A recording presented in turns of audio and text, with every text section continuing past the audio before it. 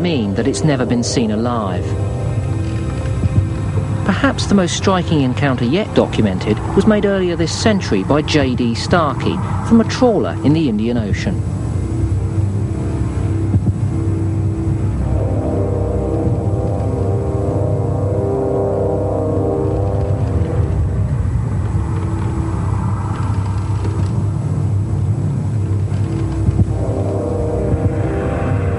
As I gazed, fascinated, a circle of green light glowed before me.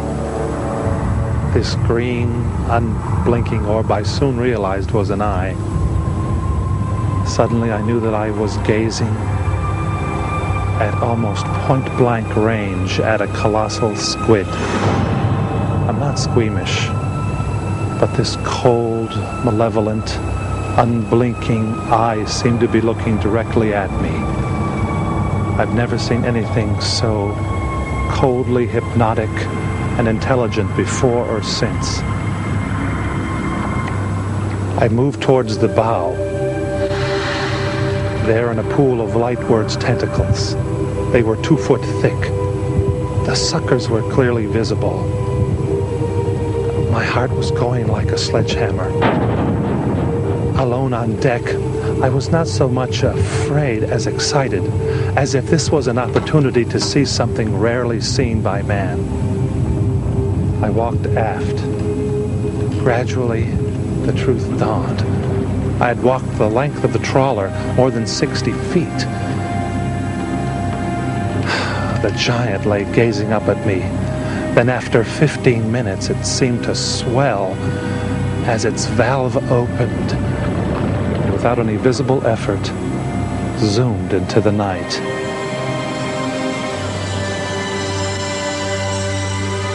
Now it strikes me that this very real animal is still bound up in myth and romance, but to stand any chance of getting closer to it, we need some good, hard science.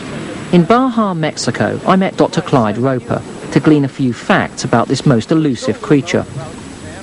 I asked him how squid work, what we can learn from squid anatomy about squid lifestyle. These are Dosidicus, Humboldt squid, caught for the pot by local fishermen. Well, these animals move by jet propulsion. They're the originators of jet propulsion. When the animal uses its funnel, the water is squirted right out through in a big jet fashion. It comes right out through the tube. The mantle contracts and shoots water out in this direction, for example, and in that case the animal jets backwards. Then it is very maneuverable and can bend its funnel back along its belly, and when it squirts water out in this way, the animal will jet forward, for example, when it wants to capture its prey. Now, to many people looking at this animal here, it's going to look no more than a pile of jelly, but those arms and those tentacles are, in its native environment, quite dexterous, aren't they? All squids have tentacles, and at the ends of these long, muscular, almost like bungee cords, are a whole collection or cluster of suckers. The feeding tentacles, as we call them, are used for capturing the prey, and they shoot out together. They usually are even held together, locked together. They shoot out, capture the prey, pull the prey into the arm crown, then the arms take over and move the prey or the food towards the mouth. And squids and octopuses have a wonderful mechanism. Their mouth, in fact, is a beak, almost like a bird's beak. This entire ball is a mass of muscle, and if I move them back and forth here in that kind of a motion, that'll give you a bit of an idea of how they work. These animals will bite chunks of prey. They do not swallow the prey whole. They bite chunks out and then swallow it, ramming the chunks of food down their throat with a tongue with a lot of teeth on it.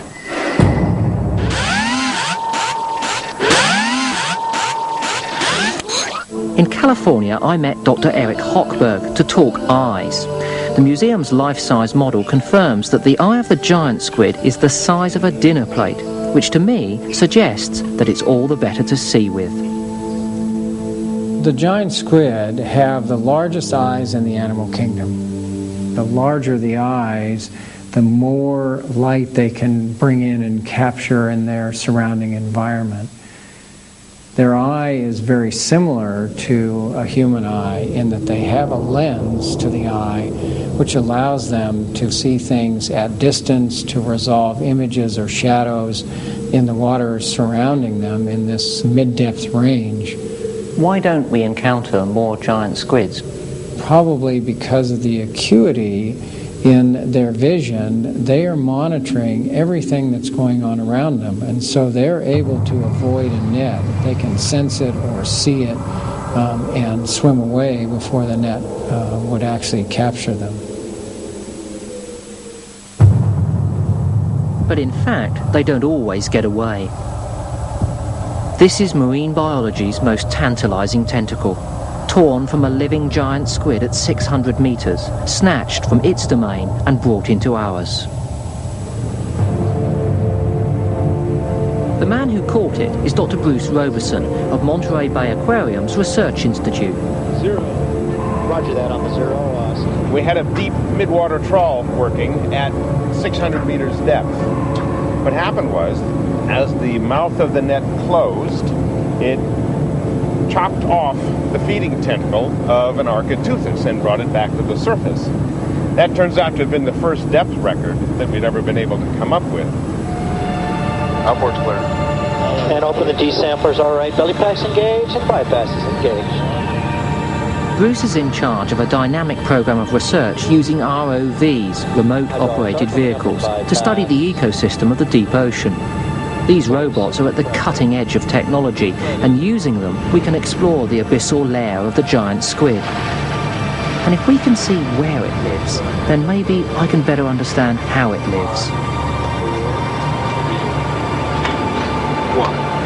In transect, 400 meters. Bruce, in human terms, this deep-sea environment is just about as alien as we can get, isn't it? What's it really like down here? Well, for you and me, creatures that live up in the sunshine, it's a pretty inhospitable place. The temperature drops off rapidly. The light is extinguished very rapidly. The pressure increases as you go deeper. The oxygen content diminishes as you go deeper. All in all, it's a very uncomfortable and difficult place for sunshine-loving animals to live. So what sort of animals have we got living down here? There's a whole range of different types, fishes and squids and crustaceans and the like. But I think the biggest surprise has been how many jellies there are at this depth.